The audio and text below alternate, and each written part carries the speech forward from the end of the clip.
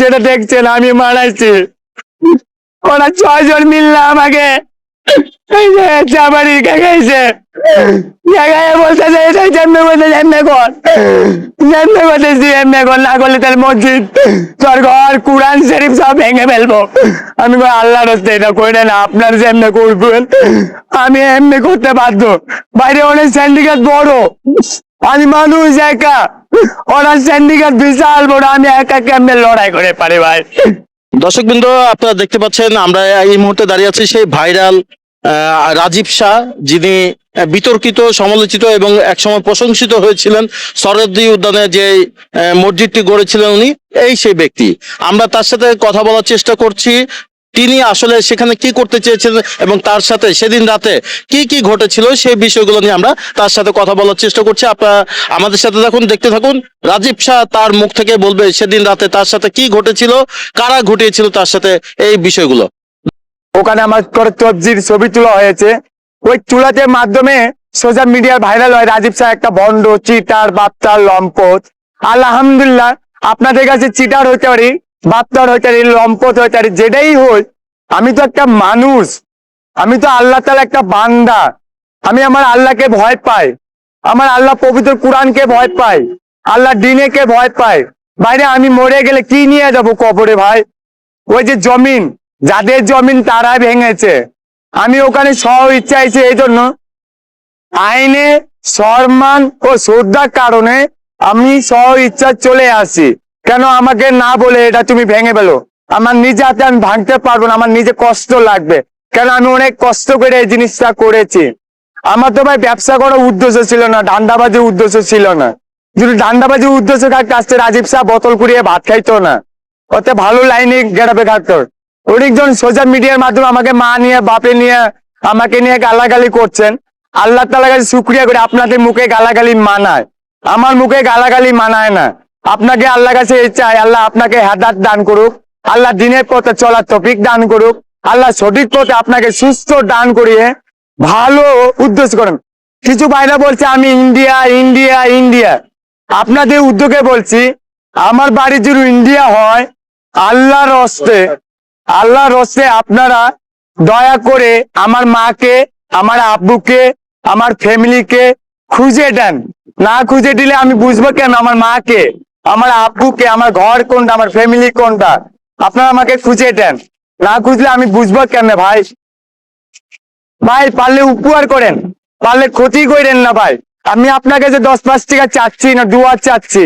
এই যে আমি দেশের নাগরিক, হ্যাঁ আমি দেশে নাগরিক হয়েও আমি বর্তমানে সোশ্যাল মিডিয়ার ভিতরে কালার হয়ে যাচ্ছে। এই যে আমার পরিচয়, আমি রাস্তা পথের শিশু। আমি চেয়েছি দিনে কালিমা দাওয়াত দিতে, আমার পথের মানুষ, অনেকজন ভোটার আইডি কার্ড নাই, কারো জন্মের সার্ভিসে নাই, তারা কি পরিচয় নিয়ে চলবে? আমি না হোক আল্লাহ রাব্বিল আলামিন একটা পরিচয় নিয়ে চলতে পারছি, তারা কি পরিচয় নেব? আপনারা যে সাহায্য দিতে চান, দান করতে চান, ঢাকা মেডিকেল বিনা চিকিৎসা অভাবে মারা যাচ্ছে, আপনারা তাদের পাশে সহযোগিতা হাত বাড়ান। বাংলাদেশে এমন এমন মসজিদ আছে যে মসজিদে বৃষ্টি পড়লে পানি চুপচুপ হয়ে যায়, পারলে ওই মসজিদে আপনি হাত বাড়ান। বাংলাদেশে বহুত জায়গা বন্যা, ঘর বাড়ি নষ্ট হয়ে গেছে, আল্লাহ দয়া লাগে, আপনারা তার পাশে হাত বাড়ান। এই চুকাই গাছে হাত বাড়ায়েন না। আল্লাহর রহমতে আপনাকে দু হাত ভালো আছে, পা ভালো আছে, দেহ সুস্থ আছে, চোখ আছে, সব ভালো, আমি বোতল কুড়িয়ে ভাত খেতে পারবো। আমাকে কেউ সাহায্য করিয়েন না। বহুত মানুষ টাকা অভাবে যিনি চিকিৎসা করতে পারছেন, যিনি যন্ত্রণা ভুগতেছে, আল্লাহর হস্তে আপনি তাদের পাশে সহযোগিতা করান। কেউ আমাকে ভুল বুঝবেন না, আমি আল্লাহর হস্তে মাপ চাচ্ছি। আমি ওটা ধান্দাবাজি করালে করি নাই, ওটা আমি মাজারে করালে পাইতেরা করি নাই।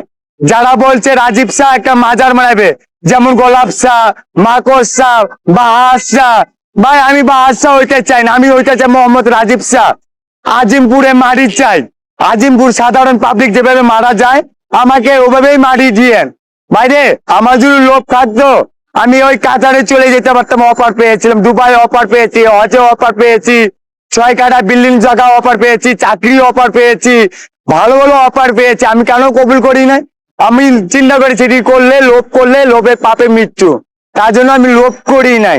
ভাই আমার কেউ নাই, আল্লাহর হস্তে মাফ করে দিয়েন, মাফ করে দিয়েন, মাফ করে দিন। আমার মা নাই, বাপ নাই, আমাকে লাঞ্ছনা করেন না, বেয়াদবি করেন না। ওই যে যেটা দেখছেন আমি মারাইছি, ওরা 6 জন মিললে আমাকে এই যে চাবারি খাইছে, বলতেছে এমনি করতেছে, এমনি কর, এমনি করতেছি, এমনি কর, না করলে তাহলে মসজিদ, তোর ঘর, কুরআন শরীফ সব ভেঙে ফেলবো। আমি কই আল্লাহর হস্তে এটা করে না, আপনার যে এমনি করবেন আমি এমনি করতে বাধ্য। বাইরে অনেক সিন্ডিকেট বড়, আমি মানুষ একা, ওরা সিন্ডিকেট বিশাল বড়, আমি একা কেমনে লড়াই করে পারি ভাই। ওই যে ডিসি মাসুদ স্যার, ওই স্যারে আমাকে একটা অফার দিয়েছিল, আমার যদি ভেজাল লাগতো ওই স্যার আমাকে অফার দিত না, ওই ম্যাজিস্ট্রেট আমার অফার দিত না, ওই শাহবাগ খান আমাকে অফার দিত না। আমি মানুষ হতে পারি ভাই খারাপ, আপনারা ভালো, আমি দোয়া করি এমন কাজ করেন না, কবরে আজা ভয়ঙ্কর। ভাই আপনি মারা যাবেন, আমিও মারা যাব, সত্য মিথ্যা আল্লাহ জানে, আপনি আমি জানি না ভাই আমার ভিতরে কি বসবাস করে, কি কাজ করে, যেটা আপনি জানেন না, এক আল্লাহ জানে। আমার আল্লাহ সাক্ষী দিয়ে বলছি, রবের সাক্ষী দিয়ে বলছি, আমার রব আপনাকে হেদায়েত দান করুক, আল্লাহ আপনাকে দিনের পথে চলার তৌফিক দান করুক। বাইরে পথে মানুষ দিনের শিক্ষা অভাবে মরছে, পড়াশোনা শিক্ষা নাই, তাদের থাকা স্থান নাই, তাদের বাসস্থান নাই, তারা কোনো কিছু সুবিধা পাচ্ছে না, তারা বঞ্চিত হতে পারে। তাদের পাশে খাড়ান, তাদের পাশে সহযোগিতা খাড়ান, তাদের পড়াশোনা ব্যবস্থা করে দেন ভাই। আমার মতন হাজার কাঙ্গালি এই পথের লজ্জায় অবস্থা চলাফেরা করছে, হলে লাত্তি গাইতেছে, হলে লাঞ্ছনা গাইতেছে, হলে মার গাইতেছে। কালকে দুগা ভাঙ্গারি এক মসজিদে গেছিলাম নামাজ পড়তে, আমাকে বলে জুতা চোর, লজ্জা লাগে এটা মুসলমানদের। ভাই কিছু চাই না, মসজিদ তো হয় নাই, কষ্ট নাই, পারি নাই, দুঃখ নাই, ওটা আমার বাপ দাদার জমিন না, আমি দাবি করব না, আবদার করব না, রাজপথে গরম করতে চাই না, দিনের পথে দাওয়াত দিচ্ছি।